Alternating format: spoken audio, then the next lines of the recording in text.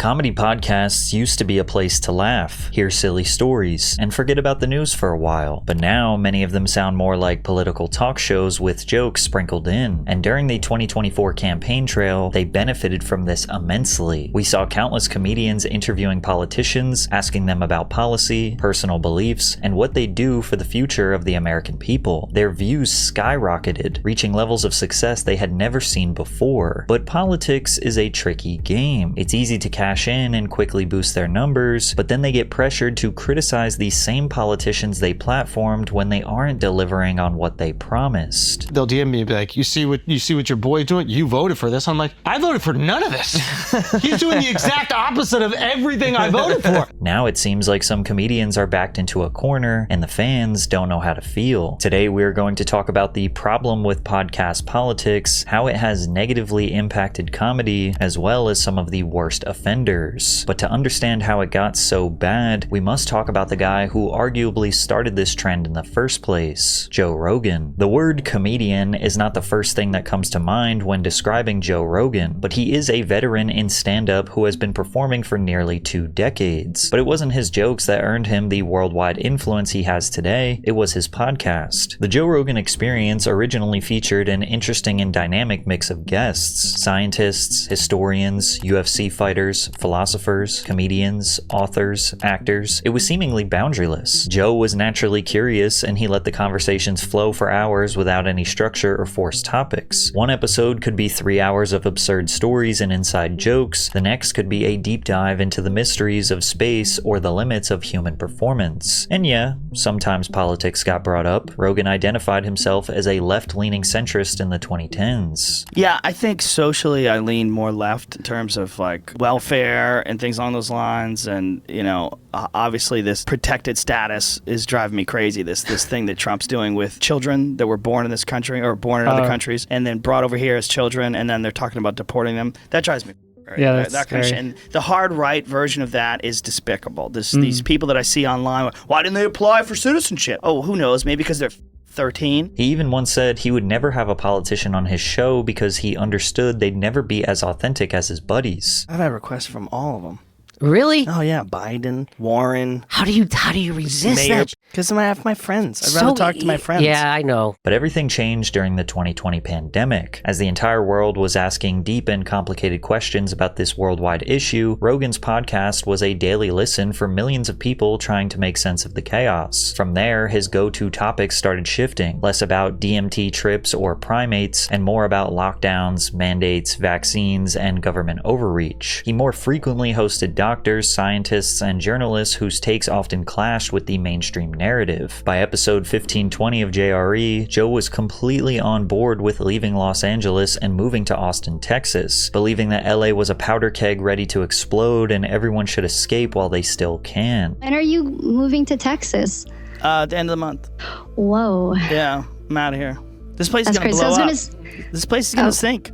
Watch, as soon as I leave. And this move was a major transitional moment. Texas had much looser COVID restrictions and general distrust of big government. This consciously or subconsciously put Rogan in an environment where his skepticism was the norm rather than conspiracy. And whether or not he truly adopted right-wing philosophies, leaving Hollywood's liberal entertainment industry for the heart of red state America symbolized a step towards a conservative identity. Now, Joe did remain a pretty neutral guy. He would constantly recognize alternative arguments to any issue, but he did take a firm stance against the mainstream narrative about the pandemic. There's a disease that kills some folks, and there's a disease that, in the beginning stages of this pandemic, thought was going to be far more severe than it turned out to be, and they never adjusted. That's the problem. It's still not good. You don't want to catch COVID, but the vast majority of people who get it will be fine. This made him a hero to skeptics who felt silenced, and a villain to those who saw him as spreading dangerous misinformation. To Joe's surprise, these news outlets like CNN and MSNBC fought back. They often zeroed in on him, criticizing his opinions and his guests. And even though he did not want this, Rogan was perceived to be a political voice of the conservative voter, and his circle of comedian friends got looped into it. During this same post-pandemic stretch, Rogan's influence influence in the comedy scene was reaching new heights. His podcast had become a more powerful promotional platform than Saturday Night Live, where comedians would double the size of their fan base after they became a part of his sphere of friends. This has now been dubbed the Rogan sphere, and most people associate comedians Brendan Schaub, Ari Shaffir, Bert Kreischer, Tony Hinchcliffe, Andrew Schulz, Tim Dillon, Theo Vaughn, Tom Segura, Shane Gillis, and a few others with him. That influence became even more tangible when Rogan opened his own comedy venue, the Comedy Mothership, in Austin, Texas. The club quickly became competitive with iconic coastal clubs like the Comedy Cellar and the Comedy Store, with the funniest comedians in the industry popping up at the Mothership whenever they were in town. Rogan's move to Texas during the pandemic also inspired his buddies Tom Segura, Tony Hinchcliffe, Shane Gillis, as well as countless other aspiring comics to the city. For some, it was about escaping the higher costs, restrictions, and maybe political policies of Los Angeles and New York City. For others, it was about planting themselves closer to the erupting comedy scene spearheaded by Rogan. Comedian Mark Maron seems to think Austin, Texas is now just a breeding ground for hacky political comedians. I think that it's so effectively tribalized at this point. It really comes down to material. It's like whatever they represented in terms of policy, and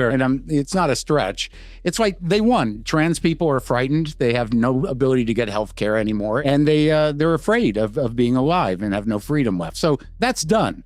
When do you stop with the jokes? And like immigrants, okay, well, they're being ripped away from their homes and they're all terrified. And okay, so that's done. When do you stop with the joke? Right. I mean, it's one thing to pick on the vulnerable and the marginalized, but I mean, they're down. Yeah. I mean, like, they're down. why do you got to keep hitting them? Unless you're a hack. Now there's a question. Joe Rogan became the blueprint for a new wave of comedians, proving you could skip Hollywood's gatekeepers, build a massive audience through podcasting, and get filthy rich. Plus, his willingness to openly question mainstream narratives showed comics that having strong political opinions could be just as powerful growth as telling jokes. Now, many in his orbit are blending comedy with cultural commentary, but not in short, punchy moments on stage and rather long, drawn-out weekly conversations. And we saw just how much political influence these podcasts had during the 2024 presidential campaign, where we saw the likes of Tucker Carlson, J.D. Vance, Elon Musk, and even Donald Trump sitting down and having conversations with these comedy podcasters. Now, these comedians weren't really challenging these politicians on their policies, but rather giving them an open platform to pitch themselves to the millions of Americans. And oftentimes the host would agree with their vision for America. We should just say that illegal aliens are not counted for purposes of congressional representation. Yeah.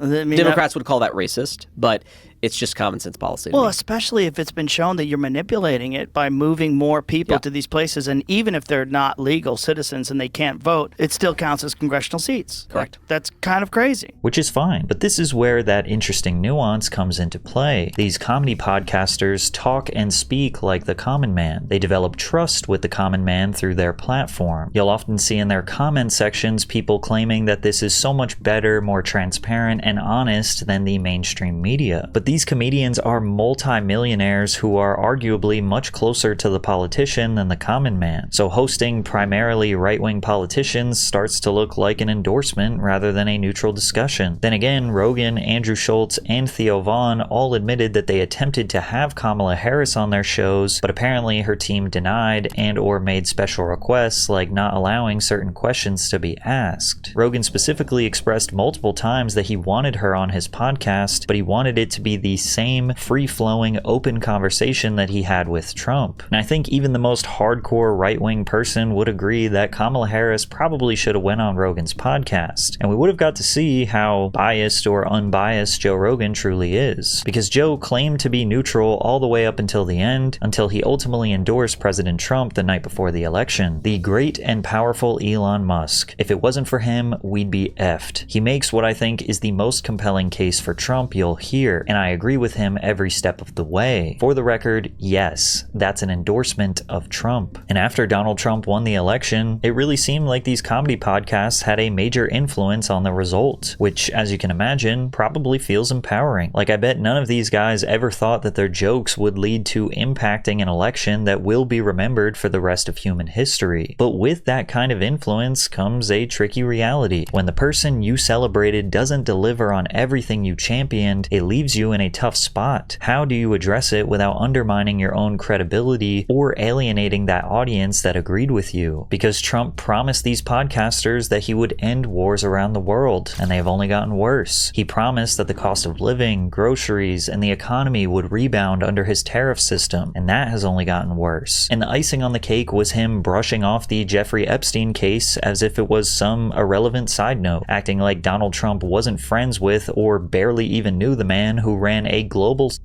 trafficking ring amongst the world's most powerful people. Trump's hypocrisy put these comedians who championed him in a strange position. Do they call him out the way they would any other politician, or do they sidestep the issue to keep from alienating the audience that still supports him? And in the case of Andrew Schulz, he was quick to deny and denounce everything Trump is doing despite endorsing him just 10 months ago. Andrew Schultz's podcast Flagrant has transformed from mostly silly banter to long-winded rants that feel more like informal TED Talks that lack research. He leans into the image of being well-read and politically sharp, positioning himself as a commentator and a comedian. Like when he spoke with professor and Daily Wire collaborator Jordan Peterson about the woke era and how he goes about crafting a story. I want to make a film. I'm really excited, but I'm really getting into story now and the power of story. I think we have a biological reaction to stories in the same way that we have to music. Like, I notice when I'm hanging out with my friends that I've known for decades, we will retell the same stories that we were all a part of. And every single time our eyes light up and we get goosebumps and we laugh and we get excited and the stories morph and change and we get to like relive them. In the same way, when a song comes on that was a song you absolutely loved or you were going through something, you get to feel all those like emotions again, like you tap towards them. Like even when somebody tells a story in a group, it's different than when someone has like a hot take or a premise. Everybody shuts up. And all of a sudden we're like around the campfire for some reason. Now, obviously, everyone loves a good story, and most of what Schulz is saying is accurate, but he has a special way of drawing out these simple ideas to make them seem like intellectual epiphanies. I love Schulz What are epiphanies. you talking about? Schulz epiphanies are my favorite. Yo. He repeats a statement, he's like, That's crazy though. It's true. Schulz They're doing drugs. I think, this is going to sound weird, but like I think drugs are almost like a necessary component to dealing with life in the way we have to live it. You know what I mean? Like, I don't think you need to do drugs if you're in Alaska. Yeah. Andrew is the type of guy who finishes your sentence and now that's his idea. Schultz's character arc was amazing, from a likable, charismatic guy to someone I'd leave mid-conversation due to boredom and ego-driven narcissism. Then again, a lot of fans love Schultz's depth. I'm just over 11 minutes in and this is mind-blowing. Schulz is passing up setups for great jokes in order to have a sincere and serious philosophical discussion. Meanwhile, my boy JP is making comedy both subtle and overt. I love it. Schultz's moral view on political and social issues mimicked that of your classic New York City guy. Socially progressive due to growing up around all different races and cultures, but clashes with modern internet liberals who dislike any version of a white guy making fun of minorities. Don't go with that pull-out method with Latinas. You on a Latin girl's stomach, her belly button just opens up and takes that shit in, dog. Like hungry hippos in there, dog. You gotta on her back. That's why they call them. Now, guys. But Andrew's justification has always been that comedy is comedy and nothing is off limits. What we're not going to do is sit here with our tucked between our legs, apologizing on the podcast for jokes, okay? But over the past few years, his takes started to shift, not necessarily in a way that makes him fully right-wing, but enough that his audience noticed he was aligning more often with conservative-leaning guests, laughing alongside their worldviews, and treating their ideas with far less pushback than he once did. It was subtle at first, but eventually the political banter became a regular part of the Flagrant brand, to the point where now, when they have an actual comedian on the podcast, you'll see comments like, "A normal interview and hangout, finally," or "Finally, a non-political interview." However, it's hard to imagine anyone would deny the opportunity to interview the president. So when Andrew Schulz and his co-hosts got the opportunity to have Donald Trump on Flagrant, it felt like years of slowly introducing their thoughts on policy was justified, when in reality, these politicians are just trying to capitalize on their audience. The interview wasn't the usual back and forth roasting or playful pushback Schulz built his career on, but rather a calm sit down where they let Trump tell his story with minimal interruption. We were close to a deal for getting rid of nuclear weapons, it would be so good. For all countries or just Russia? We were talking about Russia, ourselves, and China. Oh, wow. We would then bring everyone else into it. And at the end of the podcast, he wanted to congratulate Trump as a peacemaker and praise his policies. I would be remiss to not even bring this up. You've said that you want to have peace in these places, not just Russia and Ukraine, it's obviously the Middle East. I know that is a very tough task. I don't think maybe you get enough credit for what you accomplished and your administration accomplished with the Abraham Accords. Iran was willing to do a deal. I would have had a deal with Iran and within 7 days after the election. I actually said, let's delay it till after the election because I was sure we were going to win the election. But things happened. You know, COVID happened. Of course, there's a lot of things going on. It was a mess. But still, I think it's something that a diplomacy out in that region that hasn't existed prior. Is that something I would imagine that would be at the forefront of this next administration? But once Trump got into office and didn't fulfill pretty much any of his promises, Schulz backpedaled his support. I believe that about Trump. I believe when Trump, everything he campaigned on, I believe he wanted to do. And now he's doing the exact opposite thing of every single thing. Know what he's done. It's easier for me to believe you wanted to do all these things if any of them were happening in the way that you said they would. To that point, like there'll be people that like they'll DM me and be like, you see what your boy's doing? You voted for this. I'm like, I voted for none of this. He's doing the exact opposite of everything I voted for. I want him to stop the wars. He's funding them. I want him to shrink spending, reduce the budget. He's increasing it. It's like everything that he said he's going to do except sending immigrants back. And now he's even flip-flopped on that, which I kind of like. But he's like, oh, well, we kind of need the people working in restaurants and we need our farmers. I believed in Trump. Andrew Schulz, ladies and gentlemen. Being tricked by politicians at your big age is actually insane. Not only did you vote for this, you helped campaign for it. He and his team put on tinfoil hats and addressed everything they could to reinforce that they were just as progressive as ever. They talked about the Middle East, the military-industrial complex, Epstein, banking, and elite bloodlines that inherit wealth. Do you think they sat him down? They were like, listen, we're just going to kill everybody in your family. It's so calloused and terrifying. Like, I wonder if that's possible. I wonder if there's a conversation where it's just like, hey, listen, your family is currently on a trip to Aspen, and here's the flight. And there's 5 hours where it's going to be in the air, and it might fall out of the air. So we're going to have you do these certain things, or else your family will really never be able to fly again because we'll just shoot the plane out of the sky and then just said it's another Boeing issue. And despite his disappointment, Schulz tripled down that he doesn't actually think it's Trump or any elected president's fault that we don't see positive change around the world, and that it's actually a small, powerful group of shadowy figures that have enough wealth and influence to control everything. But much of his audience felt Schulz was trying to save face after his eagerness to platform the president and believe all of his campaign promises. And one of the biggest problems with drifting into politics is even when it seems relatively normal or casual, like with comedian Theo, conspiracies start to form that are incredibly hard to ignore. Before the last election cycle, most people wouldn't have thought Theo was any kind of political animal at all. He spent most of his career as a relatable hillbilly from Louisiana that everyone could get along with, sharing stories like an old-timer at the bar. You know, I grew up around some real crazy poor white people. They had a dude in our town, no arms, used to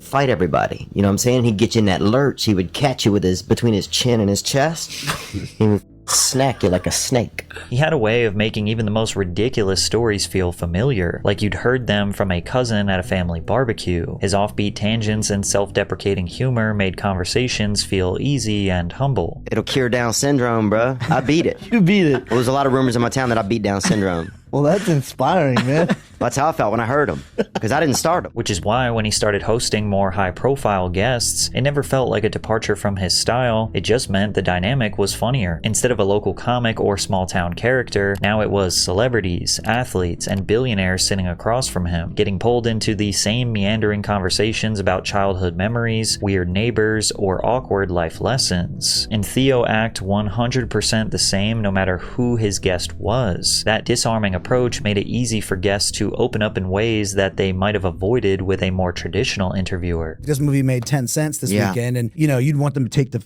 billboard down. You drive past the billboard like, the billboard's like, here's the bomb, the movie's a bomb. You know what I mean? You're up there at night in your Batman costume, just painting over it with a big one of those. To put it simply, Theo made every guest, no matter how high profile they were, normal. Because after all, fame is a construct. We are all human. Now, the peak high profile guests is politicians. And as we got closer to the 2024 election cycle, Theo Von started bringing on people like J.D. Vance, Bernie Sanders, Tucker Carlson, Libertarian Thomas Massie, and even Donald Trump. But unlike most other podcasters, Theo was able to successfully get some liberal guests, like Bernie Sanders. They don't even take those factors into consideration when they're making all of these, you call to get your medical bill. It's a nightmare. And I'm not even sick, I'm just somebody trying to get to the bottom of the... All right, and why does that happen? Because it's loopholes. They don't want you to get paid. You got it. Theo gave the vibe of being a simple, genuine guy just interested in having a conversation about what's real. But that same approachable vibe also came with some criticism, because Theo wasn't well versed enough in policy or history to challenge his mostly right-wing political guests. It created an environment where talking points were not challenged, making him nothing more than a propaganda tool. And you might think that's crazy, but it's these critiques that spiraled even deeper. Theo became a target for various conspiracies.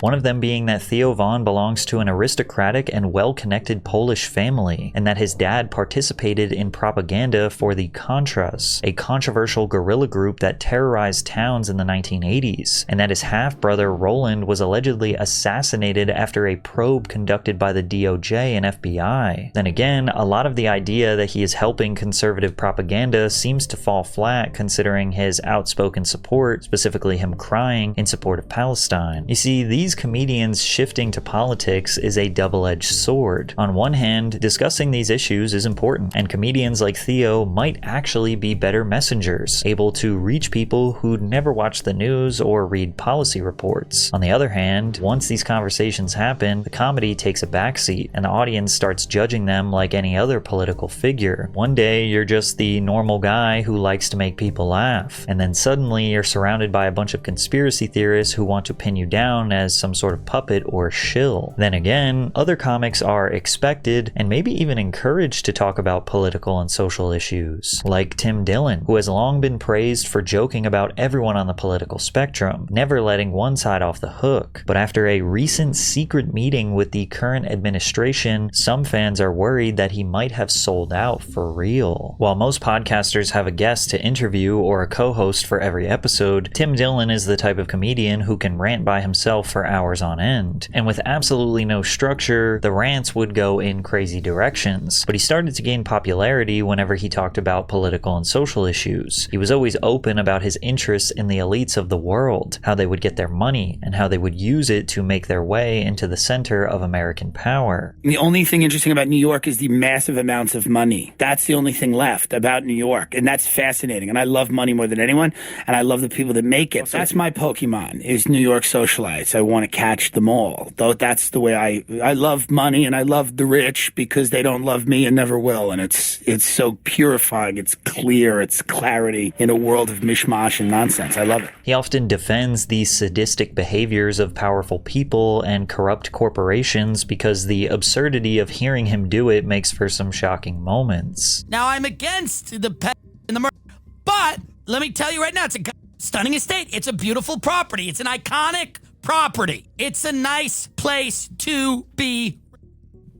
I am not for, but if we went down the list of places to be assaulted. I mean, the Franklin scandal, these kids are getting sacrificed in barns in Omaha. They were eating at Waffle Houses. This is Mother Beach. Tim has even expressed that he would do everything he can to be close to them and experience the good life.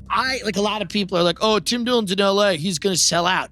Yes, I am here and I have my gaping wide open for a multinational corporation to mount me and me. But instead of selling out to a multinational corporation, it may have been the US government. Then again, this wouldn't be much of a surprise considering he wasn't exactly shy about his morally questionable past, as he told stories about his previous occupation, selling predatory loans leading up to the 2008 housing crisis. He would shamelessly tell people to take out loans with the promise of massive returns in the near future, and not even the banks would question these shady deals. The amount of tax-exempt retirement accounts that you put your money in with that $80,000, you make it work for you. You do not sink it into a house. Yes or yes?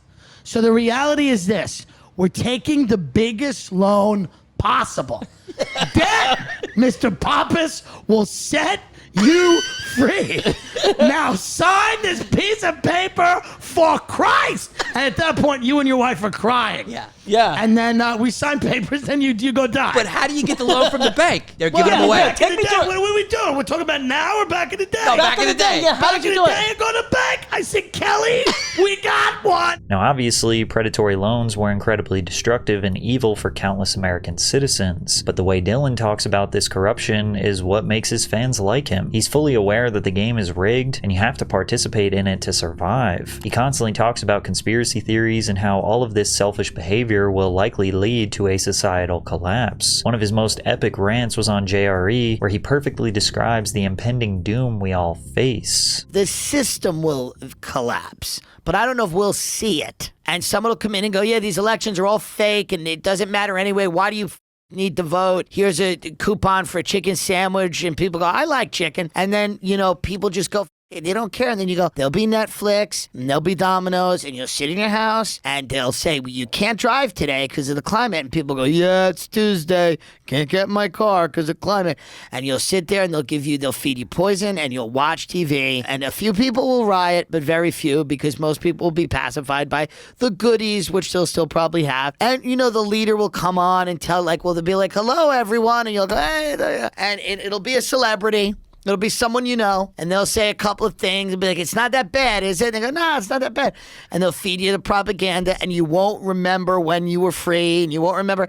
And most people will be fine with that, but me and you will be dead. Tim's comedy positioned him in a way that makes him pretty much bulletproof to criticism. He's extremely socially aware. He gets the irony of being a wealthy comedian ranting about the struggles of the lower class, but instead of shying away from that contradiction, he leans into it. One minute, he's the everyman calling out corruption and greed. The next, he's mocking you for being broke and laughing about the perks of hanging around billionaires. The biggest regret of my life is that I don't work in an insurance company in Ohio. You think I like driving this Bentley? It ruins every other car. I'm in a rental right now. It's insane. That back and forth keeps his audience guessing whether he's speaking from sincerity or pure satire, making it almost impossible to pin him down politically. However, leading up to the recent election, Dillon found himself straying further and further away from being a chaotic centrist to interviewing figures mostly on the right. His biggest guest was J.D. Vance, whom Dillon focused on the housing market and corporations like BlackRock buying up massive amounts of real estate. BlackRock, is there a way to calm that down where they're purchasing all and they're driving up the cost of real estate? You walk around New York City, there are buildings that are full of empty apartments because it's money laundering from people overseas that are stashing money, and it's raising the cost of living for the entire city. Dillon never actually outright endorsed Trump like Rogan did, but his increased political involvement has made it hard for him to avoid political attacks from people that see him, as well as other Rogan sphere comedians, as right-wing allies. One comedian who was kind of in that, Fox, etc. That I tried to interview. His manager told me that he wouldn't do an interview with me because Rogan would get mad at him for talking to CNN. And that's untrue. That's completely insane. Okay. That's completely insane. Okay. That is completely nuts. He was afraid of you. Oh, okay. He thought you were going to come in and really rough him up or something. There's no such thing as Rogan would be mad at someone for talking. That's crazy. Oh, well, that's good to hear.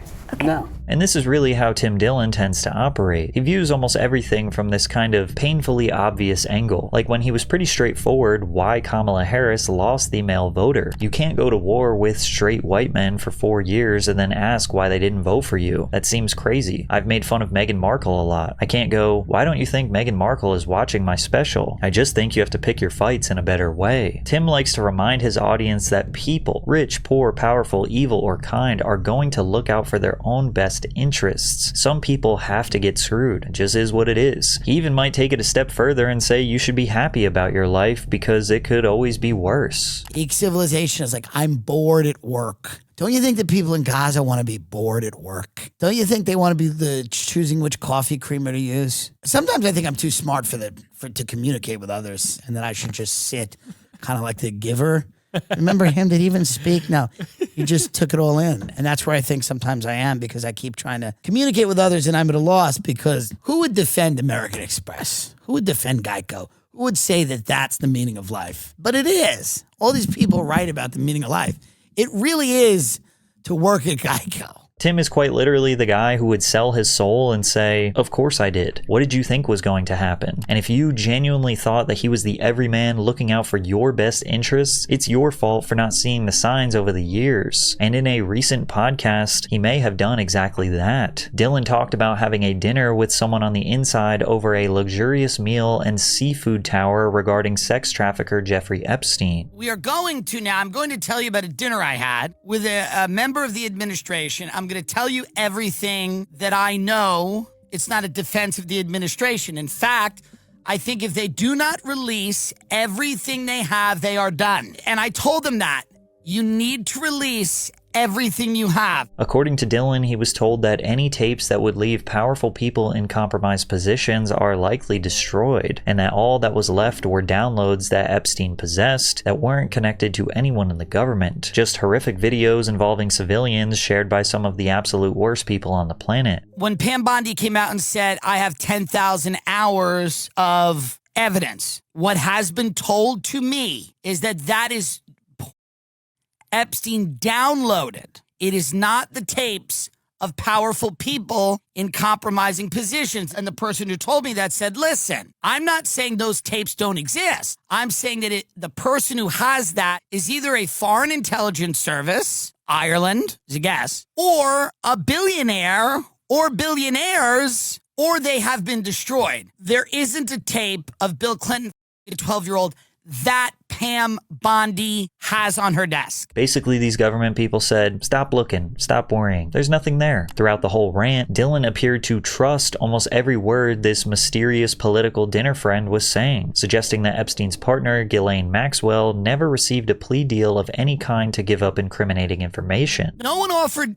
Ghislaine a plea deal. Nobody went to Ghislaine Maxwell and said, give up somebody and we will reduce your sentence. And that could be for a couple of reasons. They didn't want to give a plea deal to that's certainly not a popular thing to do. But it could also be because people didn't want Ghislaine to be like, actually, I have a funny story. People didn't want that. They said, keep your trap shut. Later in the dinner, Dillon suggested that it would be better for the administration if they let Maxwell testify before Congress, but nobody at the table liked that idea. A couple of the people at the dinner, again, it was a small dinner, 3 or 4 people, they said that is not on the table at the moment, but it's not impossible. Nobody's super jazzed about it. Like, it's been suggested. Like, I thought I had the idea first. I didn't. Tim Dillon has always enjoyed being well connected, and it's safe to say that he's probably not willing to say anything online that might anger his powerful friends. But then again, Dillon is a comedian. Who's to say he even had a dinner at all? Whatever the case, this didn't keep his audience from jumping to conclusions. I had a dinner with the group that has been lying to us, and they promised they wouldn't lie anymore. Tim Dillon. So effing annoying that we're constantly living in multiple layered psyops. He told us 1,000 times he would sell his soul if offered. Tim is one of the rare cases where his audience actually expects and even wants political content. That's always been part of his act. But some comedy podcasts have stood out as great examples of why you don't need to feed the political machine. A perfect example of this is the podcast Bad Friends, where they believe that political involvement is toxic and possibly career-ending. Podcast hosts Andrew Santino and Bob Bobby Lee have stood out as some of the only comedians who stay away from politics altogether. They mostly focus on personal experiences, gossip, and silly banter. And even if they do lean into political topics or controversial issues, they turn it into jokes, because that's what comedians do. A perfect example of this is when Dan Soder talked about how underage kids are legally allowed to go to bars as long as they're with a guardian. Local, not a law, but like people just go with it. Minors under this age are allowed to consume alcohol as long as they're accompanied by a parent, legal guardian, or spouse of legal drinking age in Wisconsin. It is a law. Damn, dude. That's basically like training wheels for booze. 100%.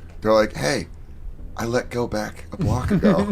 You've been blacked You're out. good to go, buddy! Just keep pedaling! Thanks, Dad! Yeah, dude, Wisconsin would be the state that does that. 100%. But we used to go up there when I'd go with my parents to like Irish Fest, and we go to a bar, and it always felt like we were getting away with something. But the bartenders were like, what are you looking at? One of the beers? And they're like, okay, which one? How old are you? I was like 17, 18. So you're already drinking. Well, yeah, but never in a bar.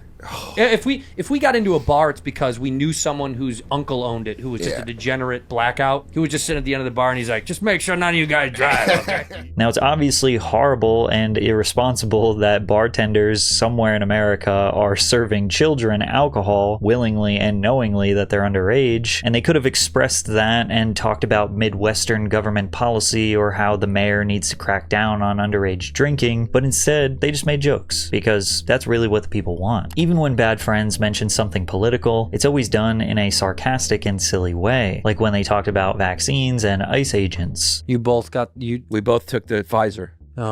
Yeah. Single shot, that did it. That messed is up a lot. Yeah. I'm sorry. That's all Fauci. Yeah, it's all Fauci. Oh, Fauci, dude. It's Fauci's fault. What a guy. Yeah. Well, you know what? They're making big changes over there. Yeah. You're not working for ICE anymore. You're done? I'm done for ICE. Okay, for the good. time Because it's brutal. That was, when History Hyenas ended, I got a job at ICE. Yeah. Yeah. Wow. And I couldn't take it anymore. You just couldn't. Screaming. It's a lot. Yeah, just the screaming. At first, I enjoyed it. You still friends with Stephen Miller? That's a friendship and a bond that can't be broken. Okay. I've known him. Any opportunity that Santino or Bobby have for a serious political discussion turns into a silly story to make everyone laugh. They recently discussed how many of their podcast peers are straying away from comedy and turning into a straight-up broadcasting network for American news. You know what makes me happy? It makes me happy to know that this show is still as stupid as it's always been from the beginning, because I see a lot of our podcast pals or people in our sphere that are taking these shows to a level that we don't go to. Which is what? Well, they're all having like They're all, like, politicians on. journalists. Tim got interviewed by like CNN. Yeah.